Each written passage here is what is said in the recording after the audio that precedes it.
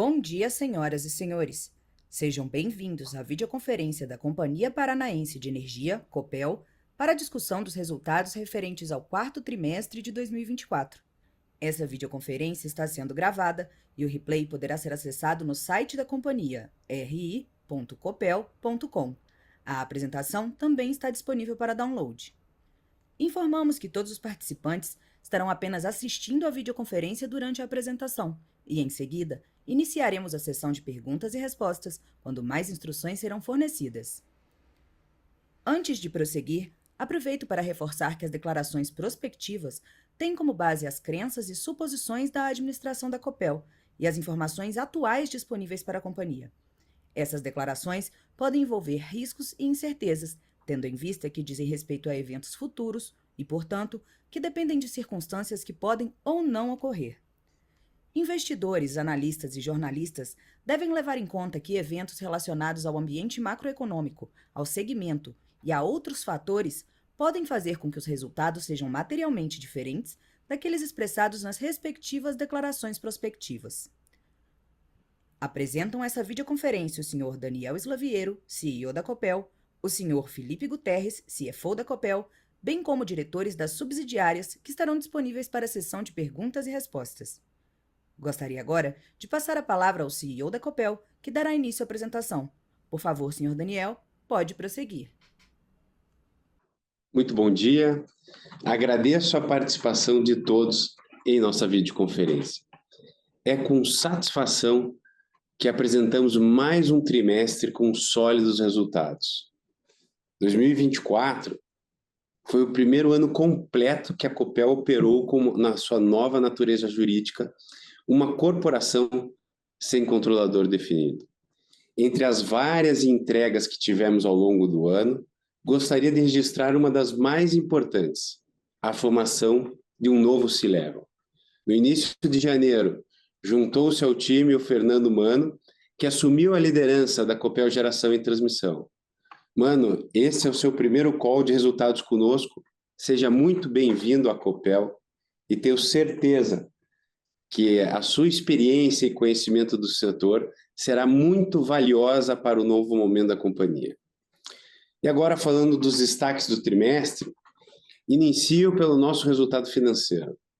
No consolidado, tivemos no quarto TRI um EBITDA ajustado de 1,3 bilhão e lucro líquido de quase 600 milhões de reais. No ano, fechamos com um EBITDA ajustado de 1,5 bilhões e lucro líquido de 2,8, quase 3 bilhões de reais. Nesse trimestre, esses robustos resultados foram parcialmente offsetados pelo desempenho dos parques eólicos, provenientes de curtailment, disponibilidade de vento e indisponibilidade de alguns aerogeradores de Brisa e Cutia. É um fato transitório que será equacionado nos próximos períodos e temos atuado de forma célere e assertiva para corrigir esta parcela que é gerenciável. Seguimos focado na excelência operacional de nossos ativos e na entrega de resultados sustentáveis. Dito isso, o grande destaque foi a Copel Distribuição, que contribuiu significativamente para o resultado da companhia, tendo obtido uma eficiência no EBITDA de quase 46% em relação ao regulatório. Quero destacar os robustos dividendos propostos para esse ano. Só nessa Assembleia aqui, além da retificação dos quase 1 bilhão de reais já pagos, estamos propondo aos nossos acionistas mais 1,3 bilhão de dividendos adicionais, totalizando assim 2,3 bilhões de dividendos referente ao exercício de 2024. Isso significa, senhoras e senhores, um payout de 86% e um yield de aproximadamente 8,4%.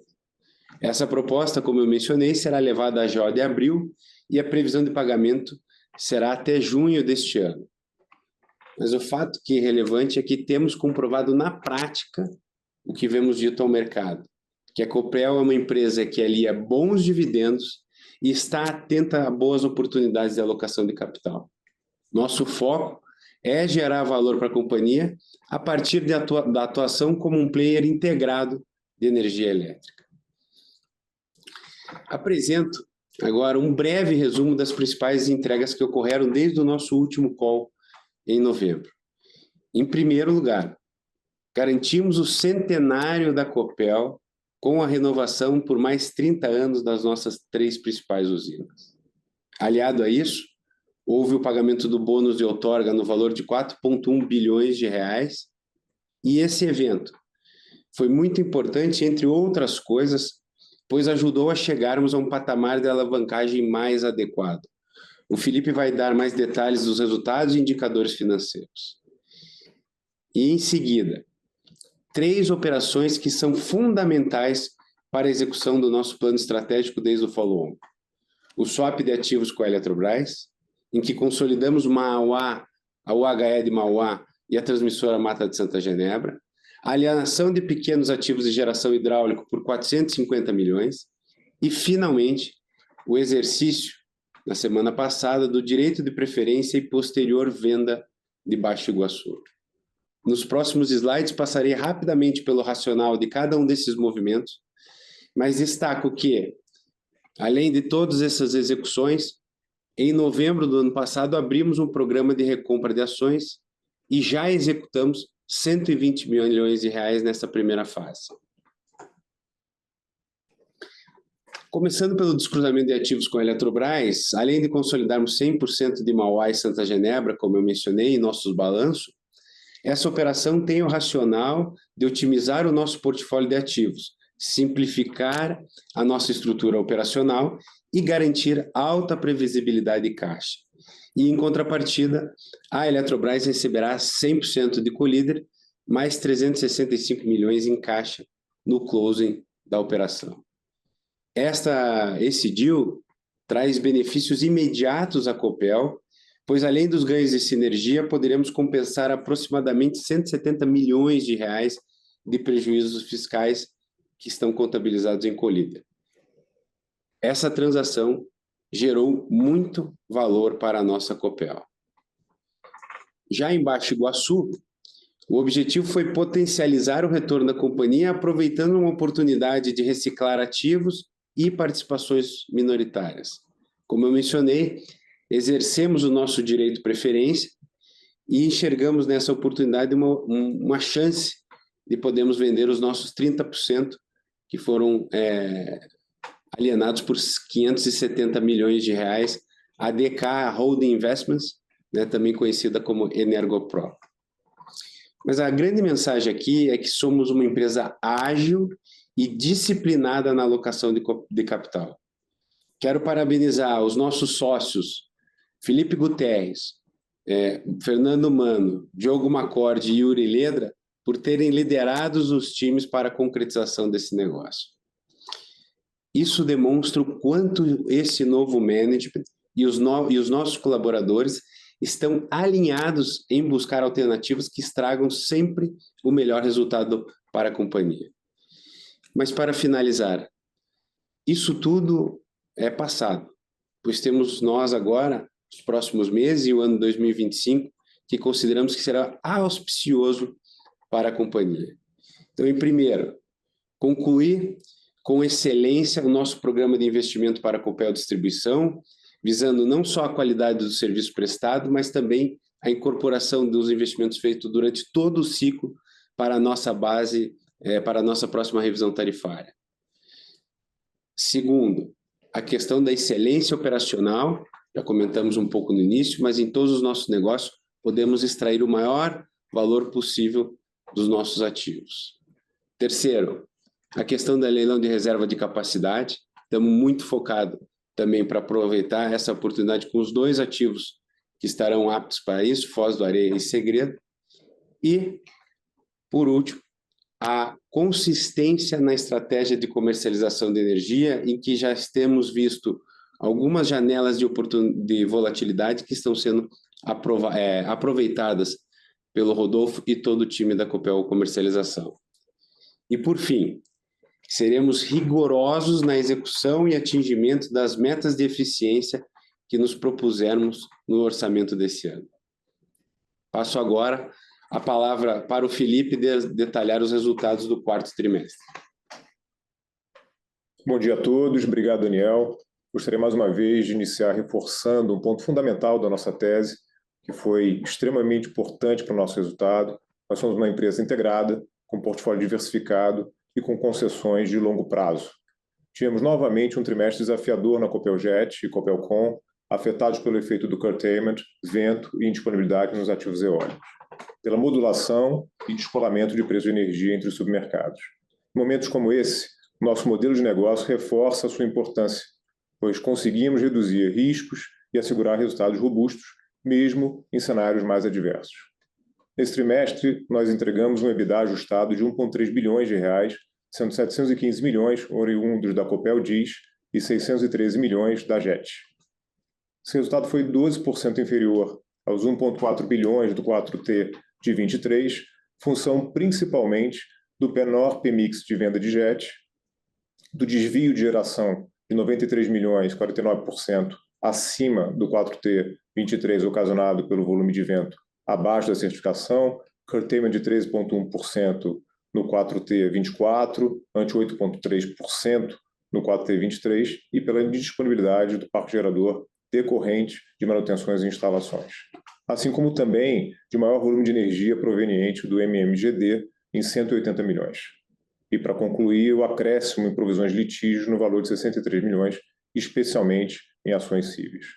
Por outro lado, nosso business de rede se destacou com aumento do EBITDA em 23,6% na Copel DIS, compensando em grande parte os efeitos citados anteriormente. Nos próximos slides eu vou dar mais cor para vocês sobre os resultados das unidades de negócio, começando pela distribuição. A Copel Distribuição gerou um EBITDA de 715 milhões no quarto T 24, maior resultado recorrente da história da nossa distribuidora, sendo 23,6% melhor que o mesmo período do ano passado. Esse resultado foi impulsionado principalmente pelo crescimento de 2,5% do mercado fio faturado, pelo reajuste de 2,7% da TUSD em junho passado e pela redução de 36% nas despesas com o pessoal, resultado principalmente do PDV concluído em 24, que vocês acompanharam. Esses efeitos foram parcialmente compensados pelo maior volume proveniente do sistema de compensação de MMGD. Fechamos 24 com uma eficiência EBITDA quase 46% acima do EBITDA regulatório, confirmando a nossa contínua trajetória de eficiência operacional. Trocando para o slide seguinte, eu vou falar com vocês sobre geração e transmissão. Com o EBITDA ajustado de 613 milhões, a Copeljet teve um PMix inferior ao do ano passado durante o quarto trimestre. Adicionalmente, a performance dos complexos eólicos foi afetada negativamente em 93 milhões, devido aí à menor performance dos complexos eólicos, efeito principalmente do volume de vento abaixo de certificação, curtailment de 13%, ante 8,3% no mesmo trimestre do ano passado, e indisponibilidade do parque gerador decorrente de manutenções e instalações. Adicionalmente, houve efeito de reversão de provisão no 4T 23, favorecendo o resultado de 23, no montante de 83 milhões de reais, referente a decisões sobre a metodologia de cálculo do MCSD, que impactou, como eu disse, o resultado de 23, sem recorrência em 24. Compensando parcialmente esses itens, houve redução de 30% nos custos com o pessoal no trimestre, basicamente como efeito da saída dos funcionários pelo PDV. Agora, dando um pouco mais de cor para vocês sobre a comercialização, fechamos o trimestre com EBITDA ajustado negativo de 15 milhões, ante 9,7 milhões positivos no ano passado, reflexo principalmente da menor margem de comercialização, em função da variação do preço entre os submercados, causadas especialmente pela geração a partir de fontes intermitentes, com impacto de aproximadamente 18 milhões. Mas eu quero reforçar a excelente execução da nossa estratégia de comercialização de energia, que dirimiu riscos durante todo o ano, e assim como no terceiro trimestre, intensificamos as vendas de energia em um momento melhor de preços de mercado. Vendemos 500 megawatts médios no trimestre para o período 25-29 e já havíamos vendido 537 megawatts médios no terceiro tri, gerando valor para o grupo que será capturado nos próximos anos. Além disso, eu reitero que não temos grande exposição no nosso portfólio à modulação, ou seja, é uma exposição limitada em nível baixo. Vejam que, apesar do impacto pontual no resultado da comercializadora, quando a gente leva para o contexto consolidado, o montante tem muito pouca materialidade. Dando zoom, então, nos nossos custos gerenciáveis, no próximo slide. Mantivemos um controle rigoroso dos custos, mas sempre com cuidado de preservar a qualidade e a segurança das nossas atividades. O destaque do trimestre são os impactos positivos em um primeiro trimestre integral pós-conclusão do PDV. Para melhor comparabilidade entre os períodos, ajustamos duas linhas de PMSO, custos gerenciáveis e outros custos. Em custos variáveis, ajustamos PLR e prêmio por desempenho. Já na linha de outros custos, isolamos o efeito de um estorno referente à repactuação do GSF, que aconteceu no 4T23. E ajustamos, então, as perdas não recorrentes da desativação de bens no 4T24. Com esses ajustes, olhando o custo de pessoal, vemos uma redução de 26,2% no trimestre contra trimestre, efeito da redução de 1.415 empregados.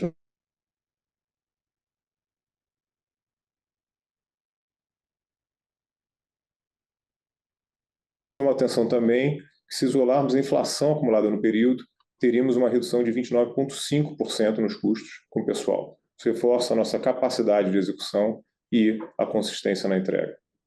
Navegando pelas demais linhas do PMSO, aumentamos 34 milhões de reais, 13% em serviços de terceiros, essencial para fortalecer as operações de prevenção e manutenção de rede da distribuidora, voltados especialmente para garantir níveis de qualidade e segurança na nossa área de concessão. Essas atividades incluem, entre outras, a intensificação das podas e roçadas nas proximidades das nossas linhas de transmissão.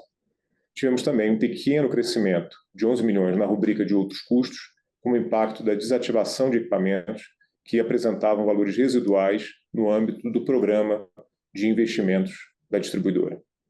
Reforço que esse efeito, representou menos de 3% do investimento da Copel DIS no trimestre. Avançando agora para a análise do lucro líquido, falando em termos recorrentes, o lucro superou 639 milhões no trimestre e foi 12% maior que o registrado no 3T. Tri contra tri, o resultado foi 7,2% superior, como efeito, além do que já falamos, da eficiência tributária capturada pela declaração de JCP.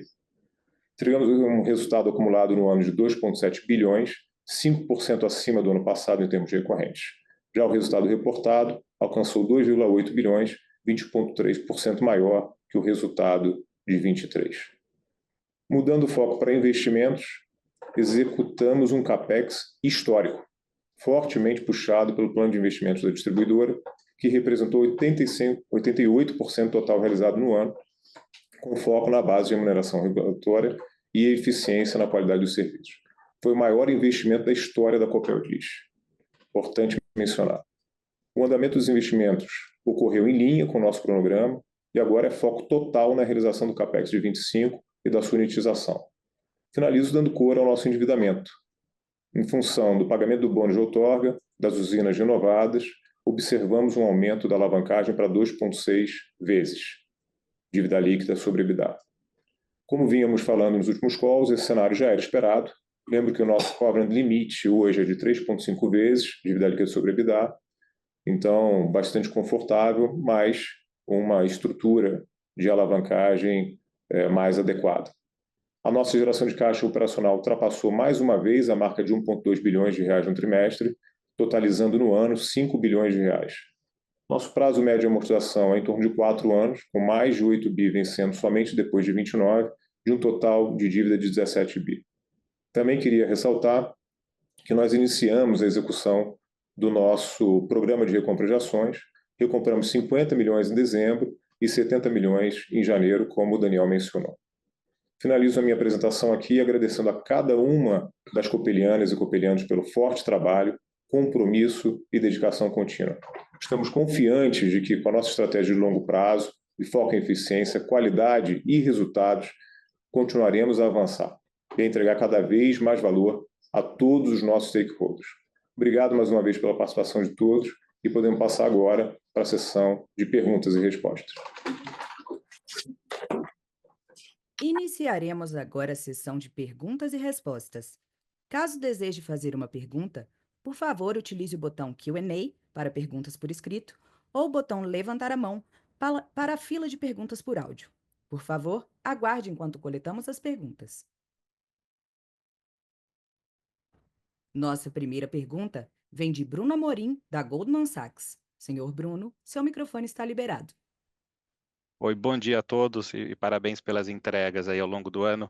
Eu tenho uma pergunta relacionada à alocação de capital. Eu sei que vocês já anunciaram publicamente que estão fazendo estudos para publicar em algum momento o que vocês entendem que é a estrutura ótima de capital da empresa, mas vocês poderiam comentar assim, como é que vocês pensam, independente do que vai ser esse nível ótimo, como é que vocês pensam otimizar a estrutura no curto prazo versus deixar um espaço no balanço para alocação futura, especialmente num contexto em que está contratado para os próximos 2 anos um aumento relevante de EBITDA na operação de distribuição. Então, mais para a gente entender, assim, hoje, como é que está a cabeça com relação a visão para alocação de capital aí ao longo desses próximos 2, 3 anos? Se vocês acham que tem oportunidades grandes já no curto prazo, ou se faz sentido alavancar um pouquinho mais, chegar um pouco mais perto do ótimo e deixar a flexibilidade um pouco mais para frente. Obrigado.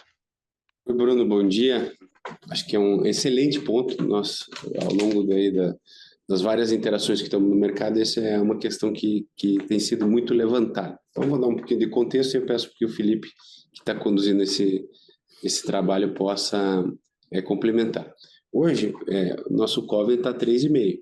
Isso aí era ainda reflexo de uma estrutura da natureza jurídica antiga da companhia como estatal. Então, nós vemos empresas com corporation, com AAA, com o nível de maturidade que nós temos, operando com covenants acima disso, entre 4, 4,5.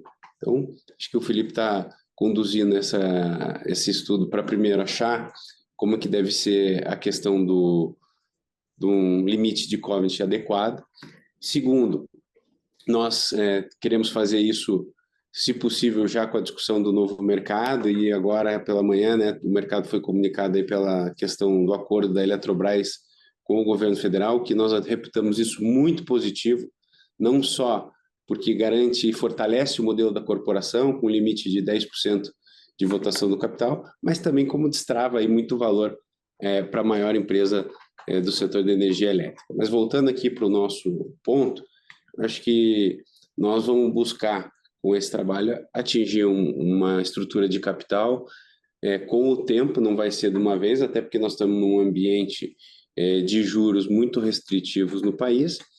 E, por último, ela vai sempre deixar um espaço para você poder fazer bons investimentos. Acho que a prioridade da companhia é fazer bons investimentos, uma boa alocação de capital. Não tem nada de curtíssimo prazo ou de curto prazo que não seja a questão aí do foco do leilão de capacidade e todas as demais agendas que nós estamos já perseguindo, né, na questão do ciclo tarifário, na questão da melhora da disponibilidade dos ativos, na extração mais de valor com uma estratégia de comercialização cada vez mais arrojada e atenta às oportunidades de volatilidade.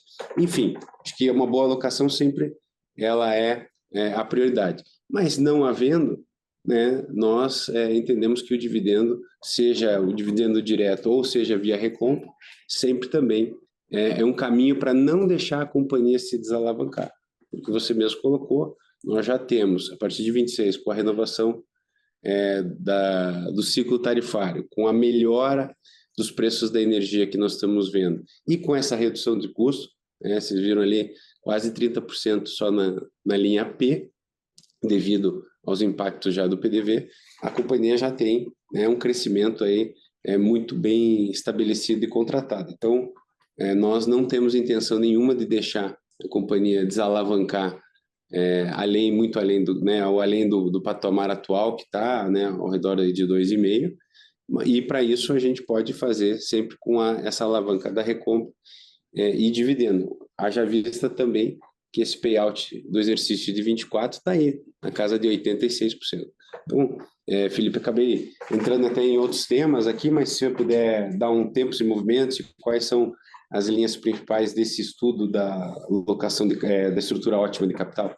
Claro. Mas tem, assim, primeiro assegurar que a companhia não vai trabalhar de maneira subótima na sua estrutura de capital. Então, esse é um primeiro ponto. Um outro ponto é que o nosso conceito, ainda em debate, é muito mais de convergência, uma vez definida a estrutura ótima, do que trabalhar sempre como um limitador né, ou de maneira bastante restritiva, sempre nesse ponto ótimo. Então, só para dar para vocês um pouco a cabeça, esse sistema convergente que dá um pouco de flexibilidade para estar um pouco abaixo, um pouco acima, uma vez que ele seja definido.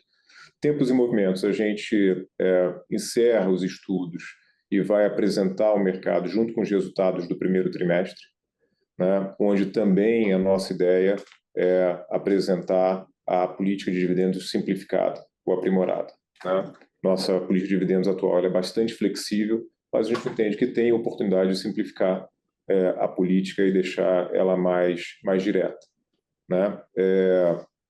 Sempre lembrando aqui, né, o que a gente apresentou no Copel Day, o nosso manifesto de alocação de capital, olhar sempre retorno, a TIR no centro, mas também considerar caixa mínimo para dar flexibilidade para a gente, para fazer frente às obrigações nossas de investimento já contratadas, né, e mesmo dar flexibilidade para que a gente possa também aproveitar oportunidades.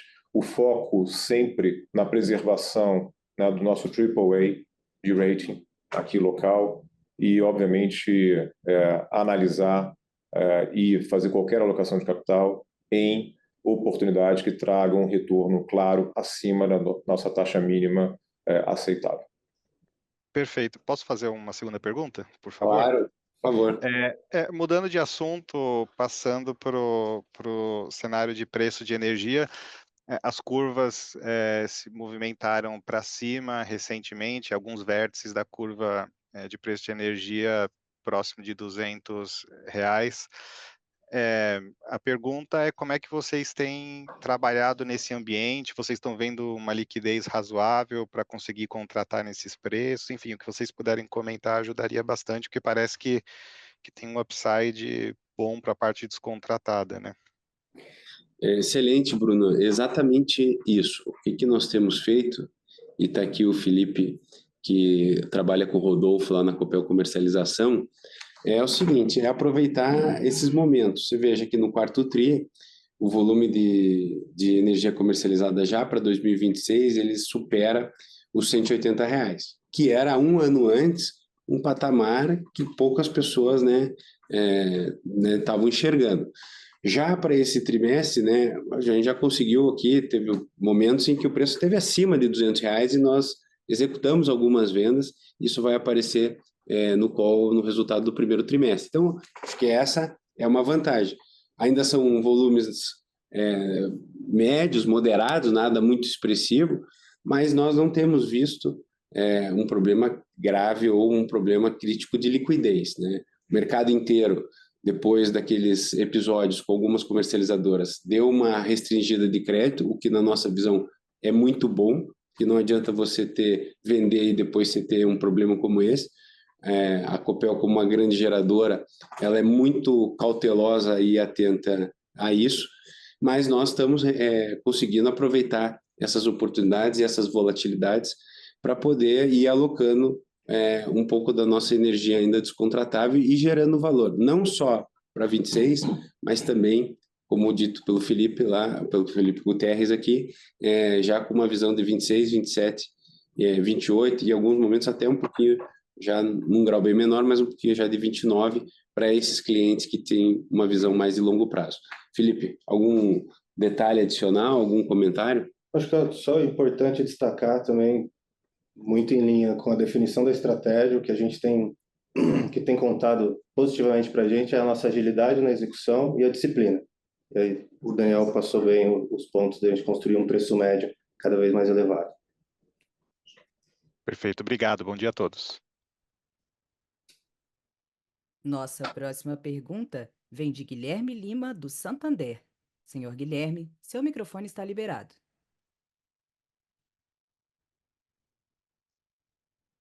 Bom dia, pessoal. Obrigado pela pergunta. Só queria confirmar, desculpa se vocês tiverem comentado, eu não consegui pegar, o timing para a conclusão do estudo da estrutura ótima de capital e nova política de dividendos. Vocês têm um timing atualizado para isso?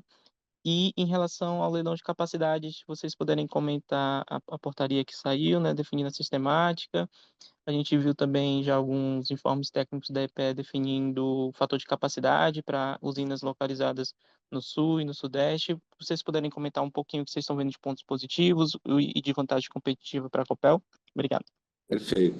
Guilherme, então, o timing aqui o Felipe comentou, né? Nossa ideia é apresentar essa visão de estrutura ótima e o tempo que isso vai levar, né? Em quanto tempo nós estamos pensando em executá-la, junto com uma simplificação, né? Acho que é importante dizer que a política de dividendos nossa já é muito boa, ela já permite e ela já dá bastante flexibilidade, mas você poder simplificar, talvez não com aqueles tantos degraus assim, ela trará mais benefício para a companhia na nossa visão. Sempre lembrando que a nossa política privilegia os bons investimentos, né? Então, é o fluxo de caixa disponível. Então, viu, Guilherme, a nossa ideia é apresentar aqui em maio, né, junto com o call dos resultados do primeiro trimestre. Então, essa é a primeira parte da sua pergunta. A segunda parte, em relação ao leilão de capacidade, já estão avançando, né? A própria ANEEL essa semana também aprovou aí para consulta alguns itens, alguns termos.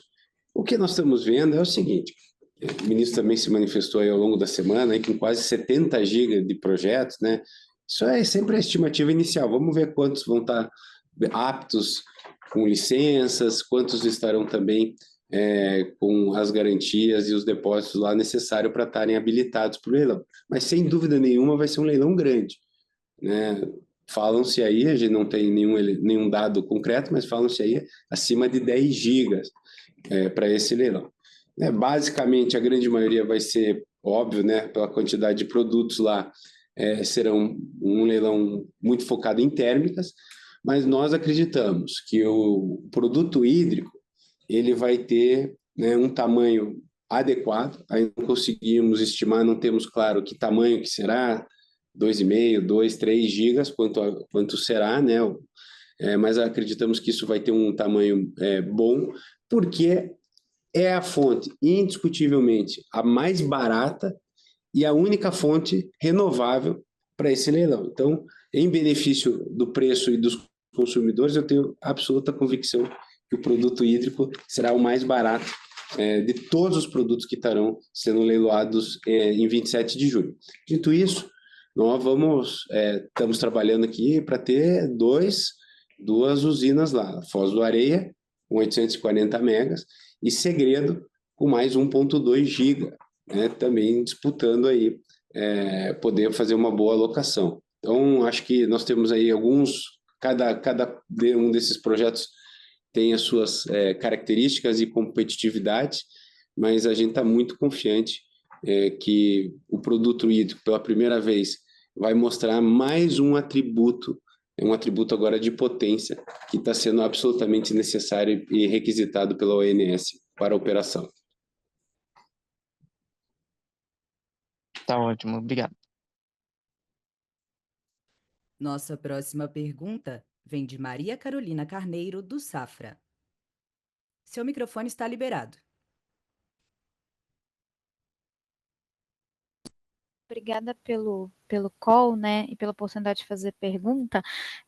Eu queria, se vocês pudessem comentar um pouquinho, que vocês dessem uma visão geral do que vocês acreditam que tem de fato de discussões regulatórias para tentar ajudar a endereçar o tema do curtailment, né, esse trimestre. Obviamente, o portfólio de vocês é muito mais hídrico, mas esse trimestre, assim como em outros trimestres, ainda a gente viu bastante estresse, impacto negativo do fenômeno para as empresas. Então, se você puder dividir com a gente, né, se vocês puderem dividir com a gente como que esse tema está caminhando do ponto de vista de regulação, que talvez possa diminuir esse ruído para as empresas. E no segundo ponto, né, vocês fizeram, obviamente, mais um desinvestimento muito interessante, no caso de Baixo Iguaçu. Se vocês puderem relembrar a gente, dentro do portfólio de ativos de vocês, tem algum outro ativo ou alguma outra oportunidade que vocês estejam identificando ou já até vendo para, enfim, tanto continuar nesse processo de otimização do balanço de ativo de vocês, quanto trabalhar na questão da melhor alocação de capital que vocês mencionaram no começo do call. Obrigada. Bom, oi, Carol, bom dia. Vou começar pelo fim da sua pergunta, que é realmente a questão de Baixo Iguaçu. Então, se você lembrar bem da época do follow-on, o que nós falamos? Olha, nós queremos fazer uma otimização e uma simplificação da estrutura e uma descarbonização da matriz. Então, começou com o EGA, depois veio a Compagás, depois veio os pequenas centrais hidrelétricas, né, que a gente comentou aqui na minha fala inicial, né, no sentido de a gente focar nos grandes ativos. E aí começou as granularidades, que era a questão do swap de ativos com a Eletrobras, né? Eu acho que ela já comentei também, foi muito benéfica, consolida a Mata de Santa Genebra, nós conhecemos bem o ativo, o Mauás, todos com sinergia com as nossas operações atuais. Dentro dessa linha de simplificação, aqui tem pouco ainda ativos que nós temos participações minoritárias, mas nós já estamos em atento, mas eles são menores e menos relevantes para esse tamanho de transação.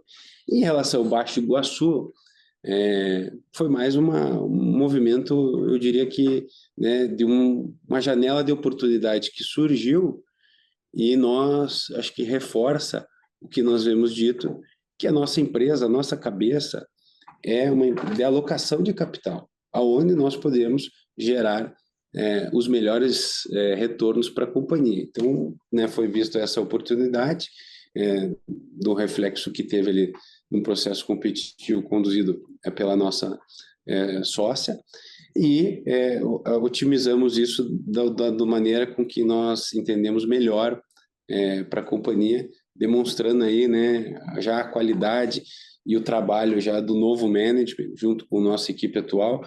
Eu mencionei isso aí, foi conduzido pelo Diogo Macorde, junto com os nossos sócios aqui, com o time, fez um excelente trabalho.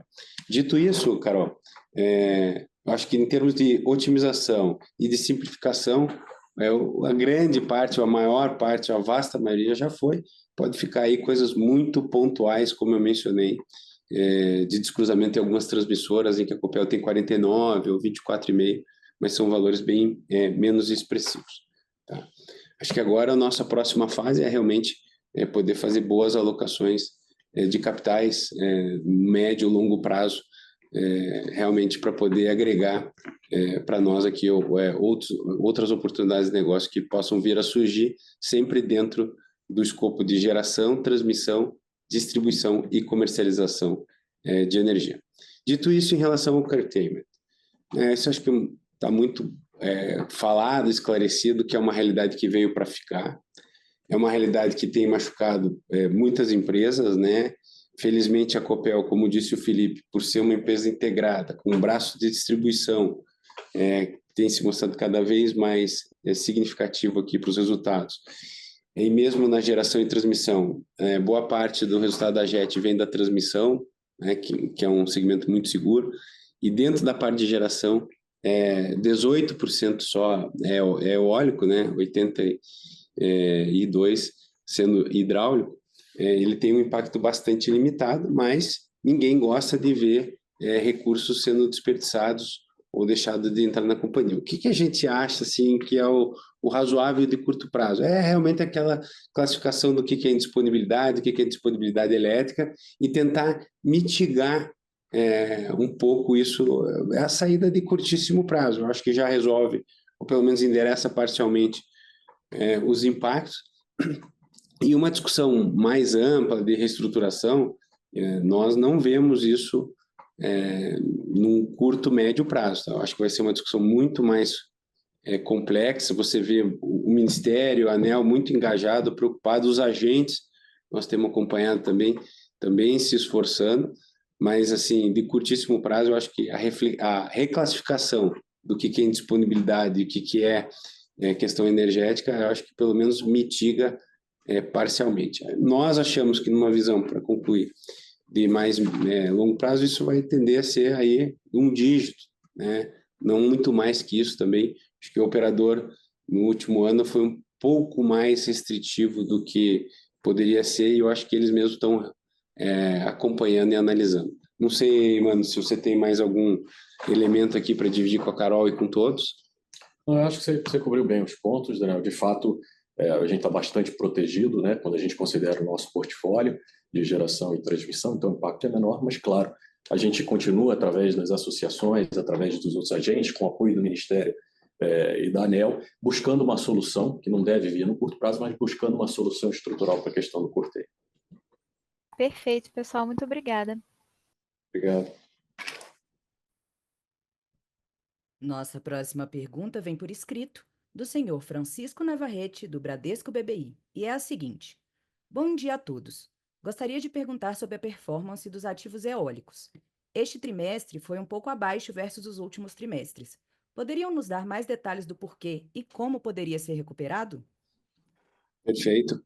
Acho que, Navarrete, né, nós mencionamos, acho que é um excelente ponto aqui, obrigado pela pergunta, é que tiveram, além do curtailment e da safra de ventos, que 2024 não foram muito favoráveis, questões aqui muito pontuais e transitórias. Então, se você puder, mano, dar um pouquinho mais de detalhes de como é que nós estamos endereçando e, né, e a pequena dimensão disso dentro aqui do portfólio e dos parques eólicos da companhia. Perfeito. Então, como o Daniel comentou, a gente teve ali um curtailment, continuou tendo um curtailment razoável de 13% nesse trimestre, no quarto TRI, comparado com 8% do mesmo TRI de 2023, então o curtailment continua sendo um ponto. Em alguns parques específicos, a gente teve recursos abaixo do previsto, em especial em parques onde a gente tinha boas condições comerciais, então o recurso continua sendo um fator que afeta o segundo efeito, como comentado. E o terceiro, a gente tem questões pontuais de disponibilidade, são questões controláveis, faz parte do dia a dia das usinas você ter manutenções corretivas, manutenções preventivas, principalmente agora no início do ano, e que elas vêm sendo endereçadas, né? A gente tem ferramentas muito fortes de análise preditiva e vem consolidando essas ferramentas. A gente vem trabalhando nesses pontos específicos que a gente identificou, junto com os fornecedores de OEM. Então, questões que devem ser, estão sendo endereçadas e que nós não devemos ter impacto relevante para frente. E um adicional aqui, Navarrete, é que também, né, além disso aí, como foi mencionado aqui, muito pontual, em Brias e Cotia e transitório, né, que isso nos próximos períodos já está sendo endereçado, é que ele foi no TRI um pouco mais impactado em termos financeiros por causa do PLD. Então, o PLD ali, né, em outubro, principalmente, você chegou aí a R$400, R$450. Então, você tem aqui, especificamente nesse trimestre, um impacto um pouquinho mais agravado pelo descolamento do PLD.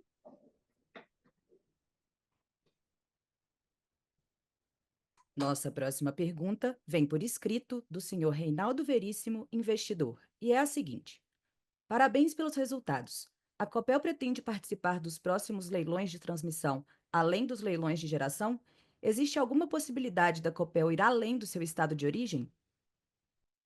Oi, Reinaldo. É o seguinte, excelentes pontos, né? Primeiro, vamos olhar para 2025.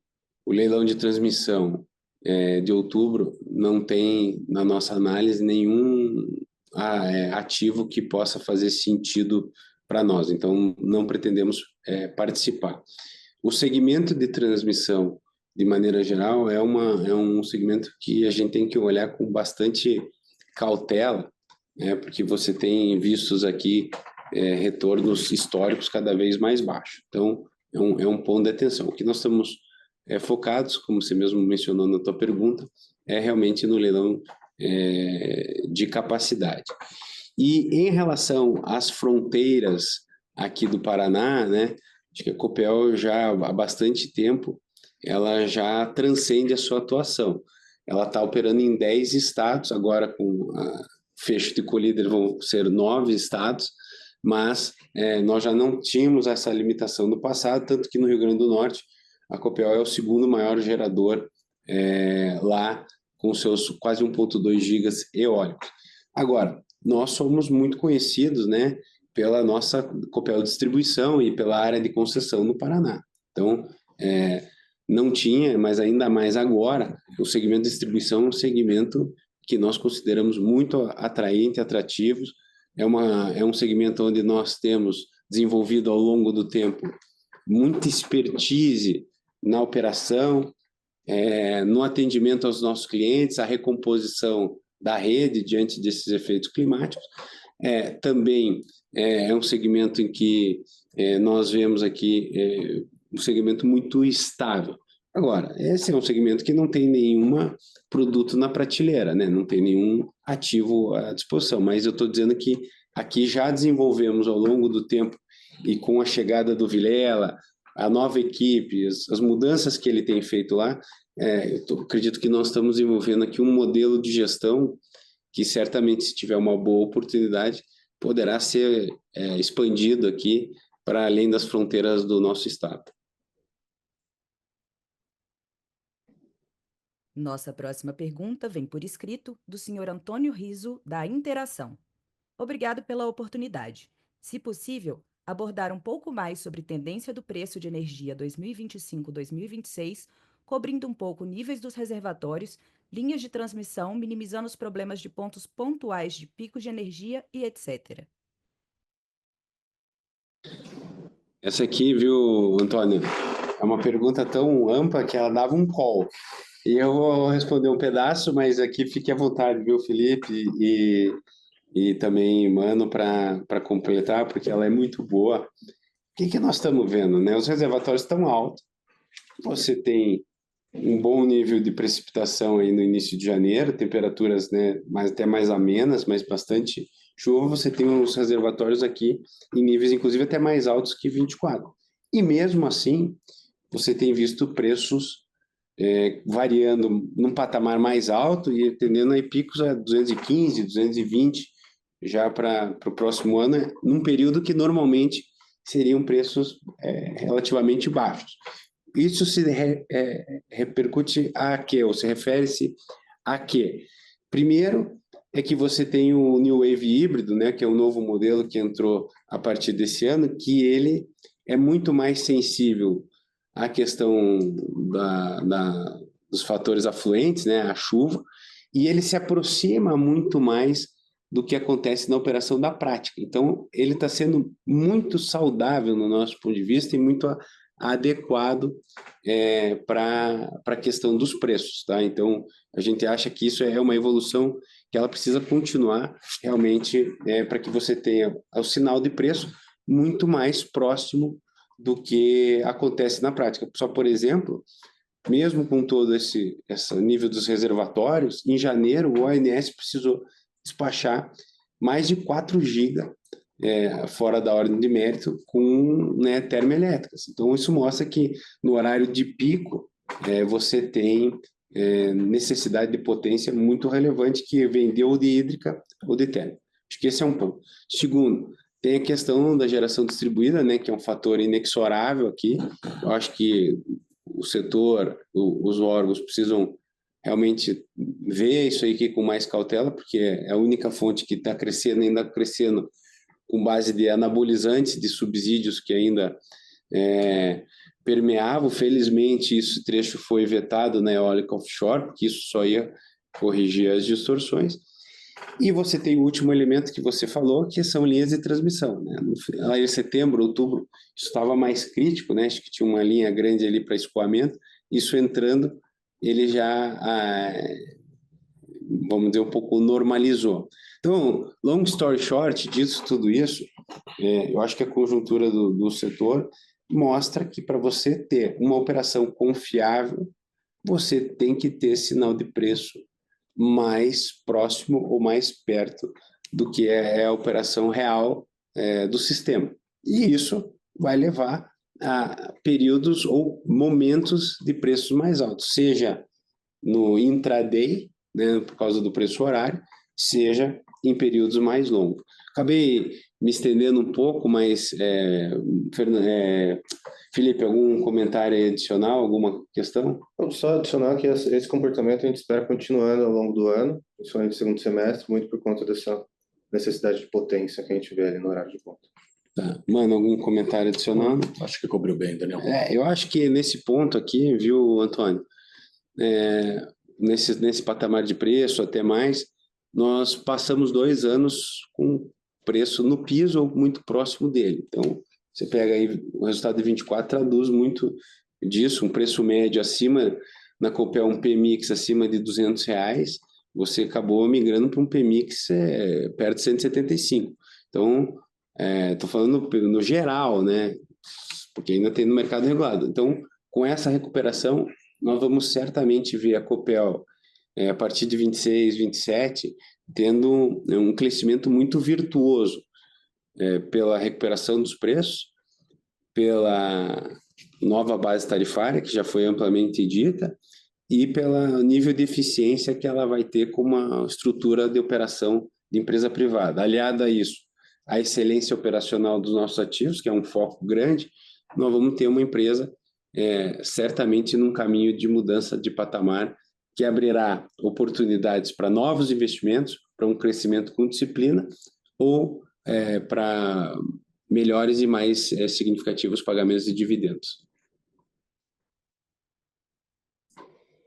A sessão de perguntas e respostas está encerrada. Passo a palavra ao senhor Daniel para que faça as considerações finais da companhia.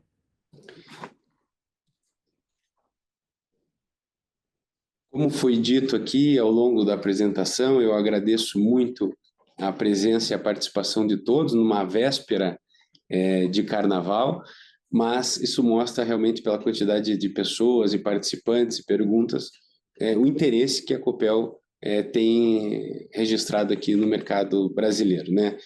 Lembrar que nós hoje somos mais de 380 mil acionistas da companhia. Quando nós chegamos aqui em 2019, era perto de 40 mil. Acho que isso mostra realmente o crescimento, a visibilidade.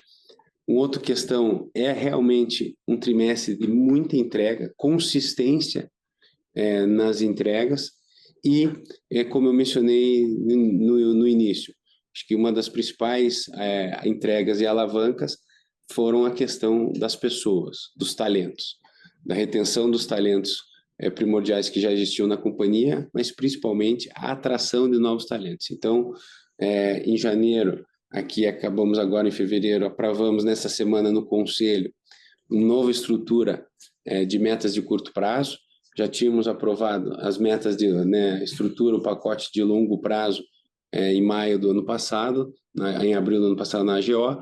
Isso faz realmente um alinhamento muito forte numa empresa que pretende ter uma geração de valor de forma consistente, uma cultura de dono, né, e as melhores práticas de gestão. Esse conjunto, este contexto, fazem com que nós aqui da Copel, eu e os meus sócios aqui na empresa, todos os colaboradores, estejamos muito confiantes, animados e entusiasmados com os próximos meses, trimestres e anos aqui da nossa Copel. Bom carnaval a todos e muito obrigado.